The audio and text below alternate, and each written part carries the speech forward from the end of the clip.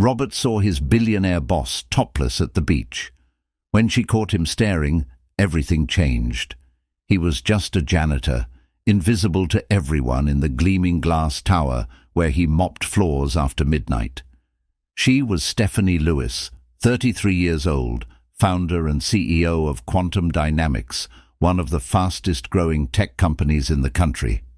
Their worlds should never have collided, but fate had other plans, and it all started with one accidental, mortifying moment on a crowded beach. If this story grabs you, hit that subscribe button and tap the notification bell so you never miss our next video. Trust me, you'll want to see where this goes. The first time Robert Phillips truly noticed his boss, he was emptying the executive floor trash at 2 in the morning on a Tuesday. Not that she knew he existed. To Stephanie Lewis, CEO and founder of Quantum Dynamics, the janitorial staff were invisible, necessary but unseen. Ghosts who kept the gleaming glass and steel headquarters pristine while everyone else slept. Robert was 40 years old, though some days he felt twice that. A single father to 7-year-old Emma, he worked the graveyard shift as a janitor at Quantum Dynamics, one of the most successful tech companies in Silicon Valley. The building itself was a marvel of modern architecture, all floor-to-ceiling windows and open-concept workspaces designed to inspire innovation. Robert just made sure the floors stayed shiny and the trash bins stayed empty. 5 years ago, his life had been completely different. Detective Robert Phillips, badge number 472, had been one of the best investigators in the San Francisco Police Department. He'd closed cases other detectives couldn't crack, had a 93% solve rate, and was being groomed for lieutenant. Then came the accident that shattered everything. His wife, Claire, had been driving home from her sister's house on a rainy November night. A drunk driver ran a red light. She died instantly. The drunk driver walked away with minor injuries and a suspended license. Robert, holding their 6-month-old daughter Emma, attended the funeral in a fog of grief so thick he couldn't see past the next minute, let alone the next day or year. The nightmares started a week later. Every time he closed his eyes, he saw the accident report photos. The mangled car, the rainy intersection, the senselessness of it all. He tried to work through it, threw himself into cases, stayed late at the station, pushed harder than ever. But his focus was gone. He'd be interviewing a suspect and suddenly see Claire's face. He'd be reviewing evidence and lose track of hours, staring at nothing. His captain noticed. His partner noticed. Robert himself noticed, but couldn't stop the spiral. After he nearly compromised a major investigation by missing a critical piece of evidence, his captain sat him down and said the words Robert had been dreading. "Phil," Captain Rodriguez had said, using Robert's nickname, "you need help, professional help. Take a leave. Get yourself together. Your daughter needs you whole, not broken." Robert took the leave, but he never went back. He resigned 6 months later, unable to face the job that reminded him of everything he'd lost. He needed something simple, something that didn't require him to solve murders and catch criminals and see the worst of humanity, something that let him be there when Emma woke up from her own nightmares, calling for her mother. That's how Detective Robert Phillips became Robert the Janitor. The pay was a fraction of what he'd made on the force. The work was mindless, repetitive, and involved more chemicals than he cared to breathe. But it was honest work, and it kept food on the table.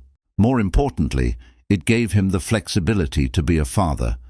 He worked midnight to 8 in the morning, slept a few hours, picked Emma up from school, spent the afternoon and evening with her, and went back to work after she fell asleep. It wasn't the life he'd planned, but it was the life he had, and he was making it work.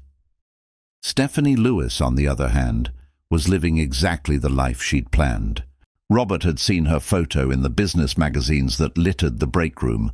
usually accompanied by headlines like Silicon Valley's youngest billionaire or the woman disrupting tech infrastructure.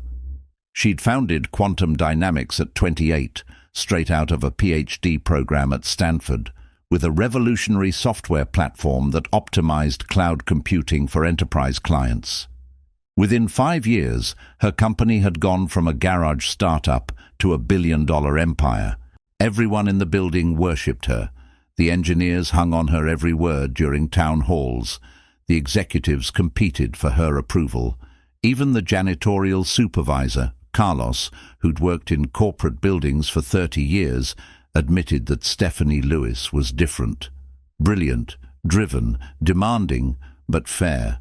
Robert just cleaned her office and tried not to leave fingerprints on the awards cluttering her shelves. On that particular Tuesday night, as Robert emptied Stephanie's executive wastebasket, something caught his eye. A document, partially shredded, with fragments of text visible. Most people would have tossed it in the trash bag and moved on, but Robert's detective instincts, dormant but never truly dead, kicked in automatically. He glanced at the fragments: corporate letterhead, financial figures, offshore accounts, wire transfers, fabricated invoices. The words jumped out at him, triggering pattern recognition he'd honed over a decade of investigative work. This wasn't normal corporate paperwork. This was evidence of something illegal, and someone had tried to destroy it in Stephanie Lewis's office. Robert's hands trembled slightly as he held the shredded pieces. He should have thrown them away, should have minded his own business, should have remembered that he wasn't Detective Phillips anymore, just Robert the janitor who needed to keep his head down and his job secure. But he couldn't. Once a detective, always a detective. He pulled out his phone and carefully photographed the shredded fragments, arranging them mentally, already piecing together the puzzle. Offshore accounts in the Cayman Islands, shell companies with vague names, payments authorized with Stephanie Lewis's digital signature, except the IP addresses originated from different terminals. Someone was embezzling millions from quantum dynamics, and someone was setting Stephanie Lewis up to take the fall. Robert deleted the photos, then immediately stopped himself. He couldn't delete evidence, even if it wasn't his case, even if he was just a janitor with no authority and no business getting involved. He encrypted the photos, buried them in a folder labeled Emma School Photos, and tried to forget about them. But he couldn't forget. For the next 3 weeks, every time he cleaned Stephanie's office, he looked for more evidence. He found it. More shredded documents, emails printed and torn, USB drives carelessly tossed in the trash. Whoever was framing Stephanie Lewis was either incredibly arrogant or incredibly stupid. Robert suspected the former. He started a file. Not officially, just notes on his phone. Patterns, timelines, digital signatures that didn't match up. Wire transfers processed when Stephanie was verifiably in other cities, giving keynote speeches or attending board meetings. The more Robert dug, the more convinced he became that Stephanie Lewis had no idea she was being systematically destroyed from the inside. But what could he do? He was a janitor. If he approached her, she'd think he was crazy. Or worse, she'd think he was the one embezzling and trying to cover his tracks. He had no authority, no credibility, no reason for a billionaire CEO to listen to him. So he did nothing, just kept his head down, cleaned the offices, collected evidence he couldn't use, and tried to focus on being a good father to Emma. Then came the beach day. The company's annual beach day was mandatory for all employees, even the janitorial staff.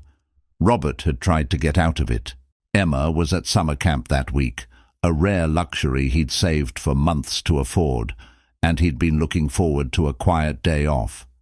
Just him, a book, and maybe a few hours of sleep that wasn't interrupted by alarm clocks or Emma's early morning energy.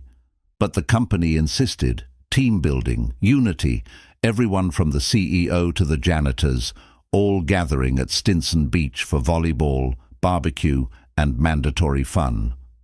Robert received 3 separate emails reminding him that attendance was required and would be monitored.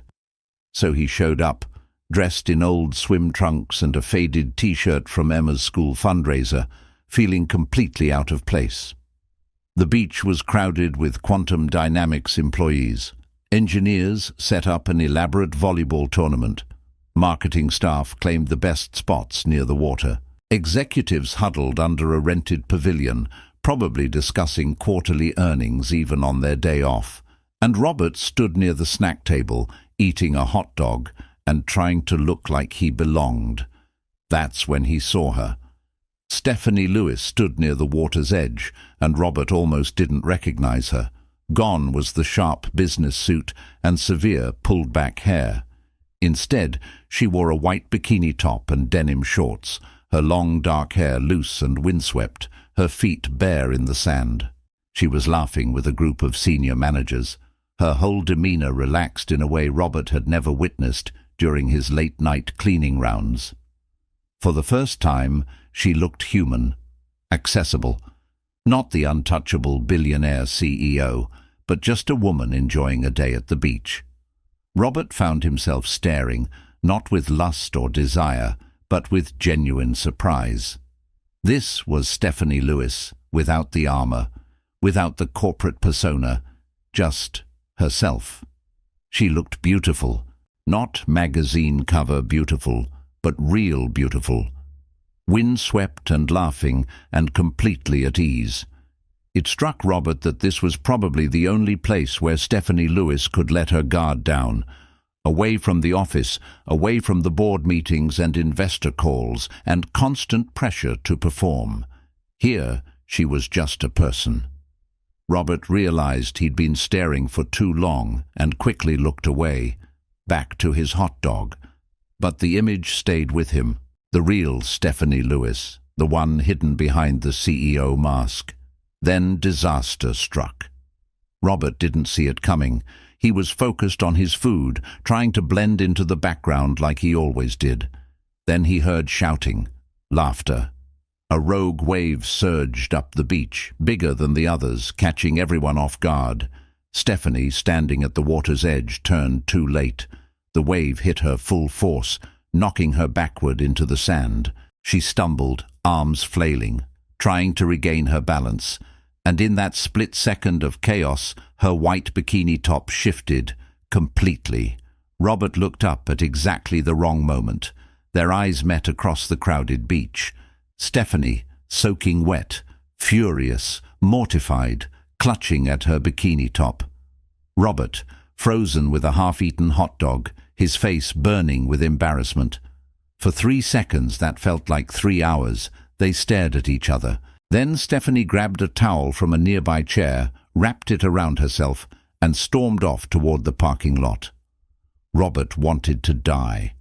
Of all the people to witness that moment, it had to be him, the janitor, the invisible nobody who cleaned her office and had no business even being in her line of sight. He turned away immediately, his face burning, his heart pounding with second-hand embarrassment. He expected nothing. Maybe a complaint to HR, maybe termination. He'd witnessed the CEO in a mortifying moment, and there was no coming back from that. Robert finished his hot dog mechanically, trying to decide if he should leave now or wait a respectful amount of time. Then, 10 minutes later, Stephanie appeared in front of him, fully dressed now, in shorts and a Quantum Dynamics Company t-shirt, her hair still wet, her face unreadable. "You're Robert Phillips," she said. Not a question, a statement. Robert nodded, unable to form words. His throat felt like sandpaper. "You work nights, janitorial staff." "Yes, ma'am," he managed to croak. Her jaw tightened, and Robert braced himself for the termination speech. Instead, she said, "What you saw?" "I saw nothing, ma'am." Robert interrupted quickly. "I apologize. It was an accident. I didn't mean to stare. I'm sorry." She studied him for a long moment, her sharp green eyes calculating, assessing, measuring. Robert felt like he was being scanned by some advanced AI. Then, unexpectedly, she extended her hand. "Stephanie Lewis," she said, as if introducing herself for the first time. Robert shook her hand, confused. "I know who you are, Ma'am." "Stop calling me Ma'am. It makes me feel ancient." She crossed her arms, still studying him with that intense gaze. "You're the one who leaves the reports on my desk organized by priority, aren't you?" Robert blinked. I sometimes straighten things, part of the job, keeping workspaces tidy. No janitor straightens things by cross-referencing financial discrepancies and flagging potential audit risks with color-coded sticky notes." Her eyes narrowed. "I've been wondering for weeks who was leaving those annotations. My CFO denied it. My assistant had no idea. But someone's been analyzing my documents and leaving helpful notes. That's you, isn't it?" Robert's mind raced. He'd been caught, not for staring at her on the beach, but for doing something he shouldn't have been doing. Analyzing confidential documents, leaving notes about financial irregularities, acting like a detective when he was just a janitor. "I used to be a detective," he admitted quietly, figuring the truth was his only option now. "SFPD, but that was a long time ago." Stephanie's expression shifted. The anger drained away, replaced by interest. Sharp, calculating interest. "A detective? And now you work as a janitor?"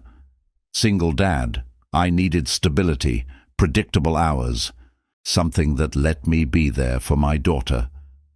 She nodded slowly, as if filing that information away in some mental database. Then she surprised him for the third time that day.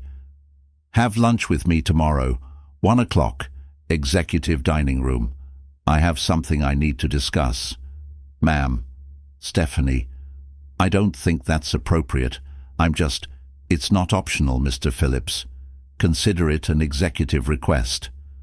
Her tone left no room for argument. 1 o'clock tomorrow. Don't be late." She walked away, leaving Robert standing there with his half-eaten hot dog, bewildered, terrified, and completely unsure what had just happened. The next day, Robert showed up at the executive dining room at exactly 12:55, giving himself 5 minutes to panic in the lobby.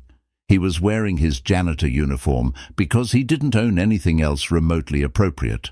Dark blue work pants, a Quantum Dynamics polo shirt with facilities embroidered on the chest, and his worn work boots.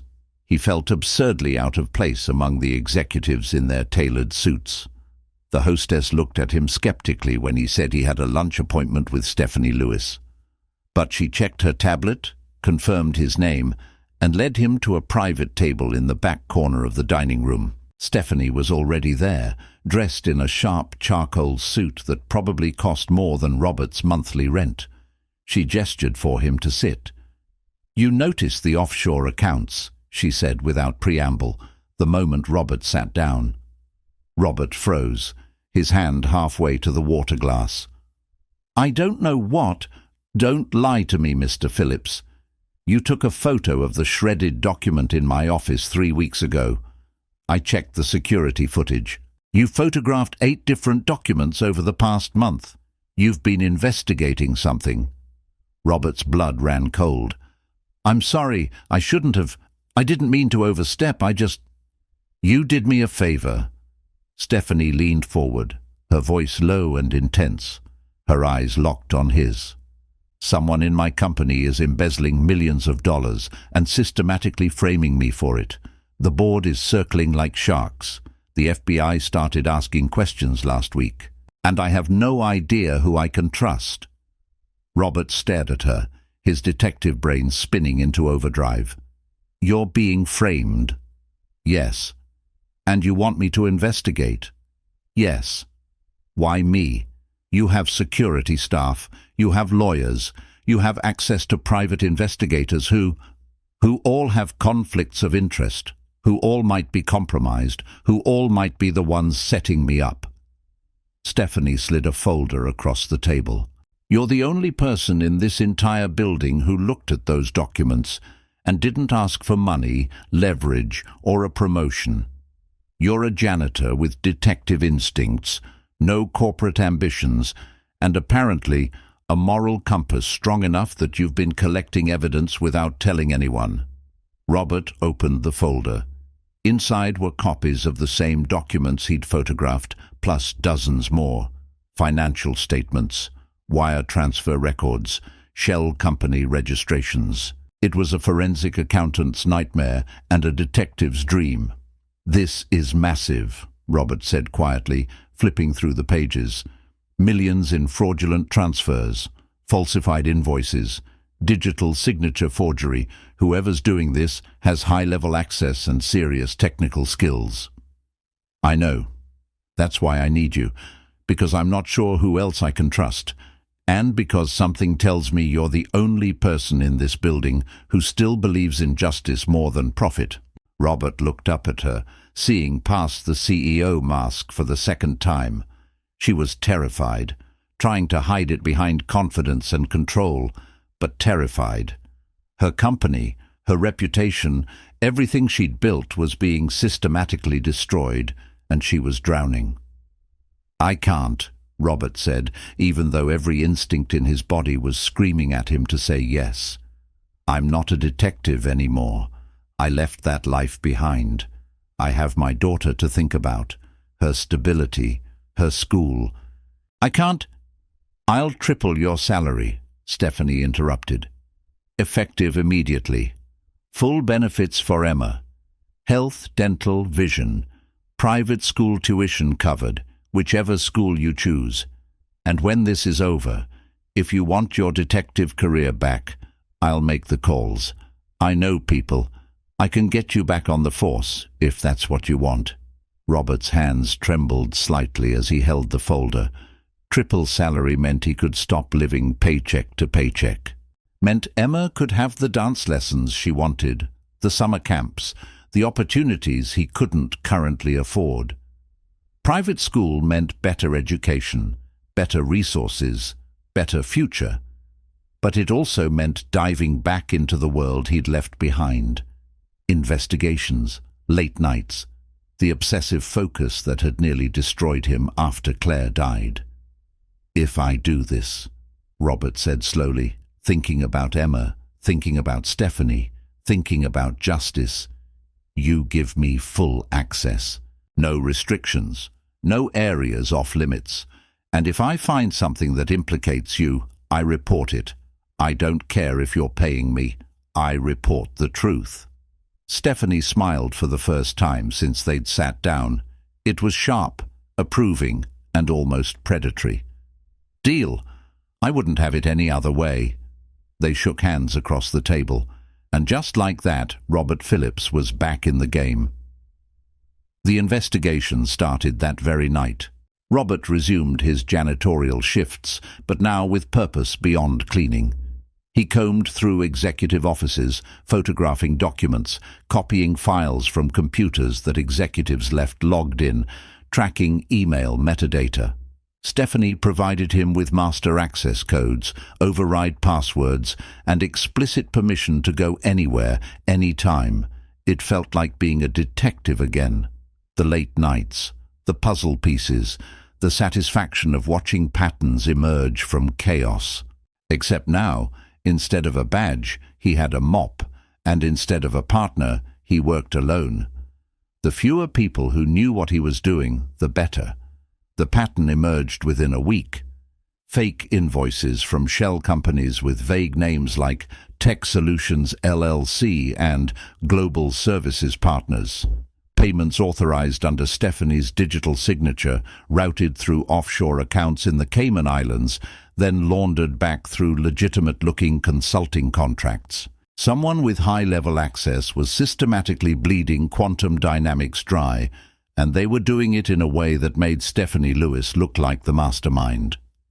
Robert narrowed the suspects to 3 people. Each had motive, each had access, each had the technical skills to pull off sophisticated financial fraud. Marcus Brennan, Chief Financial Officer.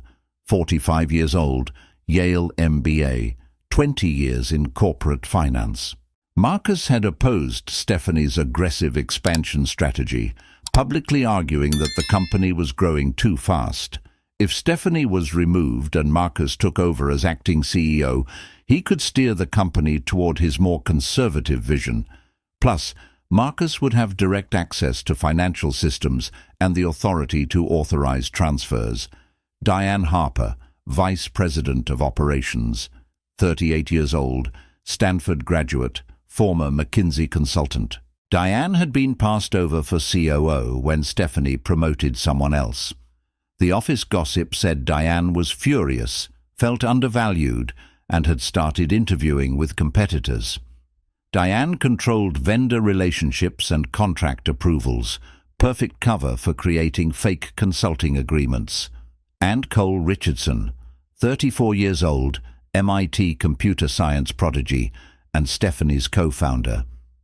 Cole had started Quantum Dynamics with Stephanie in a garage 7 years ago. They'd been best friends, business partners, and according to office rumors, briefly more than that.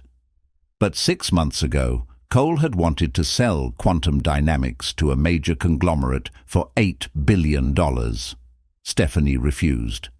She believed in the company's independence, its mission, its potential. Cole believed in cashing out while they could. They'd fought, publicly, at a board meeting, with executives and investors watching. Cole accused Stephanie of letting ego cloud her judgment. Stephanie accused Cole of selling out. The partnership fractured. Cole stayed on as CTO, but the friendship was over. Each suspect had motive, each had means, but only one had the technical skills to forge Stephanie's digital signature so flawlessly that even the company's own IT security couldn't detect it. Cole Richardson. Robert spent 2 weeks tracking Cole's digital footprint. Late-night server access. Commands executed from Cole's terminal. Payments processed during narrow windows when Stephanie was verifiably off-site, giving keynote speeches or attending board meetings in other cities. The embezzlement had started exactly 6 months ago, right after Stephanie refused to sell the company. It wasn't just about money, it was revenge. Cole was destroying Stephanie's reputation, tanking the company's stock value, and setting her up for federal prosecution. When Quantum Dynamics collapsed, Cole could sweep in, buy it back for pennies on the dollar, and rebuild it his way. It was brilliant, methodical, and absolutely provable. Robert compiled the evidence, encrypted it in multiple backups, and presented it to Stephanie in her office late one night. She read through the files, her expression hardening with each page. "Cole," she whispered, her voice barely audible. "My best friend, the person I trusted most in the world." "I'm sorry," Robert said, meaning it. He'd seen this kind of betrayal before. The people closest to you, the ones you trusted implicitly, were often the ones capable of causing the most damage. Stephanie looked up at him, and for a moment Robert saw raw pain in her eyes. Then it was gone, replaced by fierce determination. "Don't be sorry. You just saved my company, and probably my life. We still need to prove it in a way that will hold up in court. The evidence is solid, but Cole's smart. If we confront him directly, he'll have time to cover his tracks. We need him to make a mistake." "A trap?" "Yes." Stephanie nodded slowly, her strategic mind already working. "What do you suggest?" Over the next hour, they crafted a plan. Stephanie would call an emergency board meeting, announcing her intention to temporarily step down while the FBI investigation concluded. It was a calculated risk.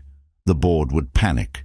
Investors would dump stock. But if Cole believed he'd won, that Stephanie was beaten, he'd move the final tranche of stolen money and disappear. They scheduled the board meeting for the following Monday.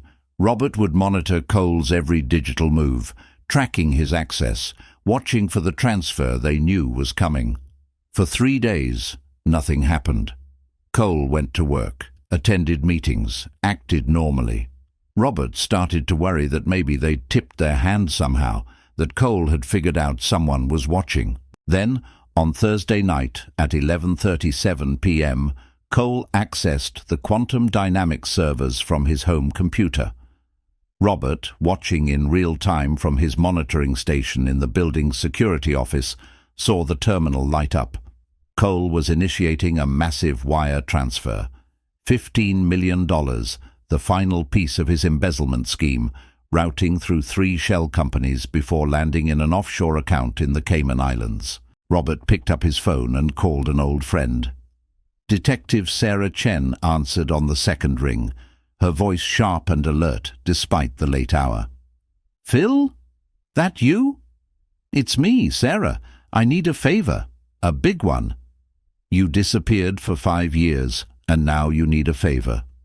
This better be good. Corporate embezzlement, 15 million in wire fraud, happening right now. I have evidence, I have the suspect, and I have a real-time transfer in progress. Can you get a warrant?" Sarah was silent for 3 seconds. Then, "Give me the address. I'll be there in 30 minutes.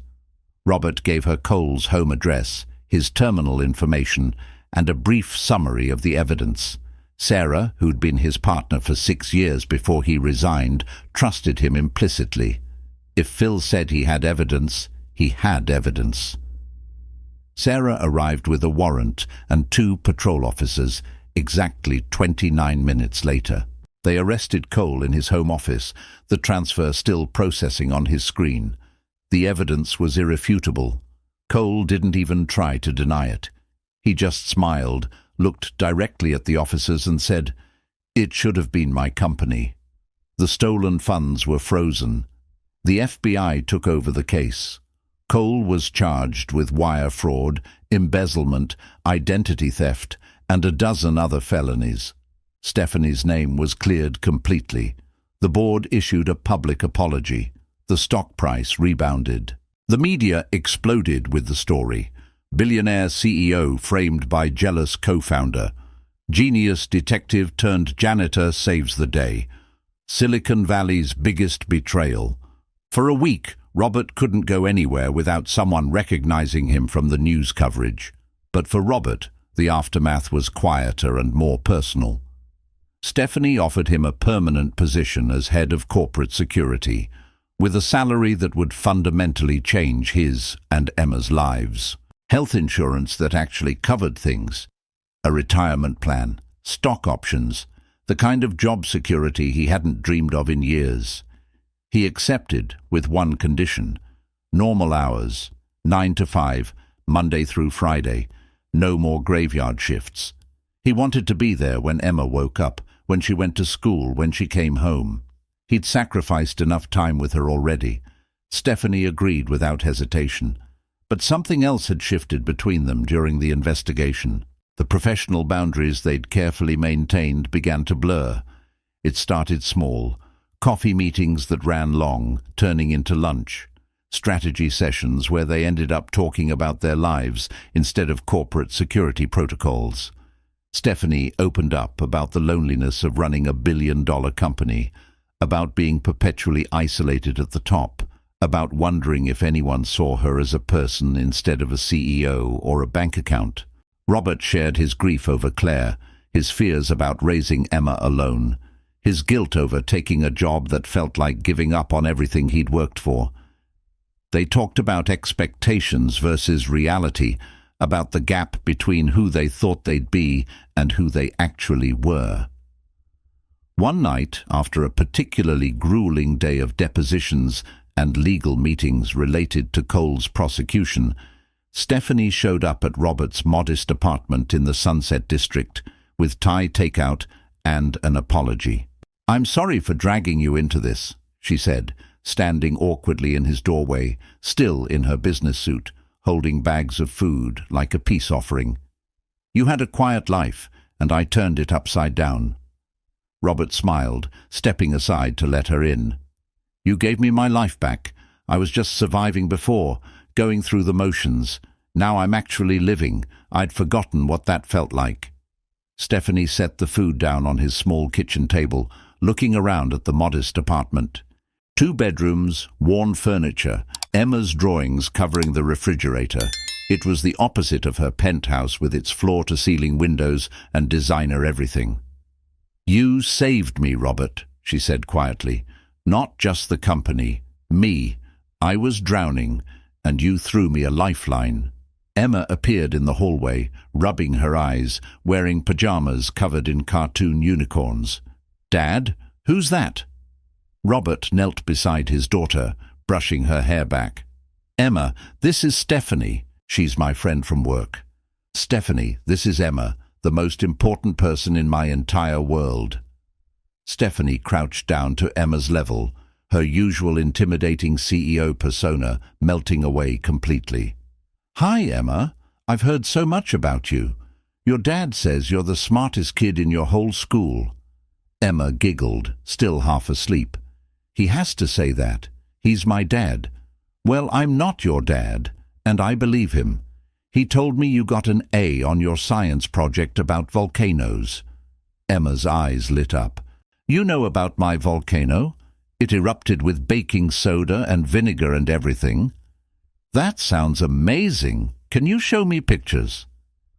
For the next hour, Robert watched in amazement as Stephanie Lewis, billionaire CEO who terrified boardrooms and commanded tech conferences, sat on his living room floor looking at Emma's school projects and genuinely enjoying herself. She asked questions. She laughed at Emma's jokes. She admired drawings and listened to long, rambling stories about second-grade drama. By the time Emma finally went back to bed, Stephanie's perfect CEO facade had completely crumbled. Her hair was messy. Her suit jacket was draped over Robert's couch. She was smiling in a way he'd never seen, open and unguarded and just happy. "You're really good with her," Robert said, handing Stephanie a beer from his mostly empty fridge. "I have no idea what I'm doing. I don't have kids. I've barely been around kids. But Emma's wonderful. You're doing an amazing job raising her.